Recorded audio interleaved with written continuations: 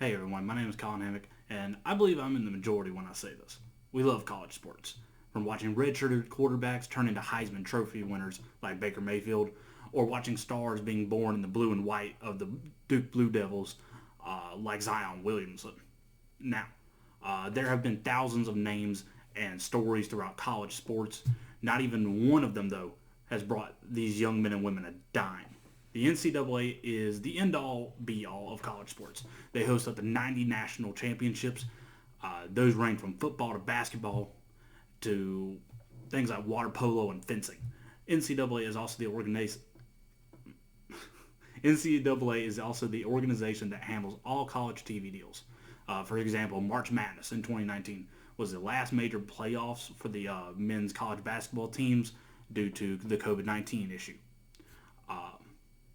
That one event brought the NCAA and college sports up to $867 million. Now, that money is spread out between the schools who are able to get in the college madness brackets, but that is where the money flow stops. Collegiate athletes are considered amateur sports. This means legally they do not have to pay these college athletes, or they don't have to pay these athletes anything. The reason for this is due to the ability they can give out scholarships. The rule about money for these students are basic. Student athletes cannot take bribes to join a program by the school or by any alumni. They're also not allowed to make money off their likeness. This can range from being on TV to signing a jersey for some cash. This could also mean no commercial deals, shoe deals. They're off the books basically for making money off your likeness. Now, the rules they have set up do not leave any security for these athletes. If the students would be paid, you can justify that as insurance, but since that is not the case, these athletes have to be wary of injury.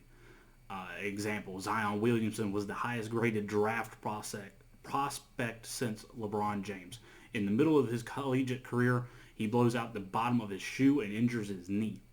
He was lucky enough to still be drafted number one overall, but that first game he played, that first preseason game he played as a pro, he blew out his meniscus. Now, can we correlate the two injuries together? I'm not really sure. I'm going to let other people handle that. Now, LSU in recent memory has been in a lot of hot water with the NCAA.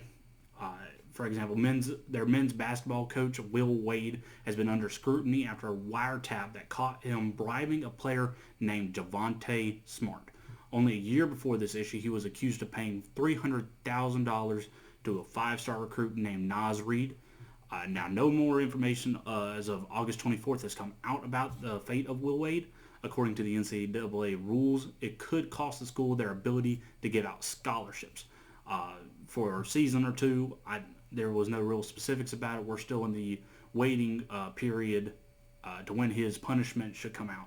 It said 6 to 8 weeks. We're still in that right in that middle of the range. So in the next month, we could see a lot of stuff come out if Will Wade will be able to keep his job after so many offenses. Now,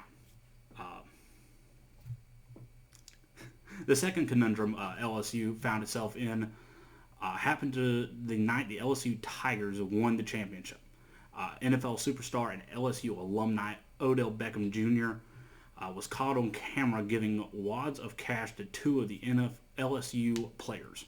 If those two players had not opted into the draft for the NFL, they could have been in risk of losing their eligibility for the next season.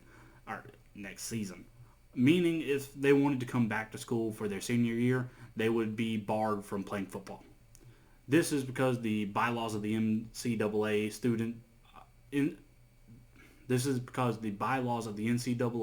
students cannot accept the cash from coaches or the alumni, like I have previously stated. Now, last year was the first time we started to see the NCAA rules waver. California passed a bill allowing collegiate athletes to be paid off their likeness. This means they could be allowed to do commercials, like I've said, or people offer them cash for their signature. They can still not be paid by the school to join their sports programs, but now they're allowed to look for other ways to make ends meet. So far, this is the only state to sign a bill like this. Now, The NCAA has been the talk of several debates, people picking sides on what is right and what is wrong for these students. Now, after hearing about their rules and how the NCAA goes about enforcing them, I hope you can make a more informed decision when you sit down to watch Alabama stomp the brakes off of Georgia. Thank you.